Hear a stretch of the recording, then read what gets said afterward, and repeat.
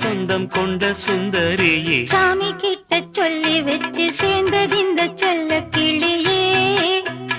இந்த பூமியுள்ள காலம் மட்டும் வாழும் இந்த அன்பு கதையே. முத்துமணியே பட்டு துணியே, ரத்தினமும் முத்தினமும் சேர்ந்து வந்த சித்திரமே, சாமி கிட்ட சொல்லி வச்சு சேர்ந்ததிந்த செல்ல கிளியே. இந்த பூமியுள்ள காலம் மட்டும் வாழும் இந்த அன்பு கதையே.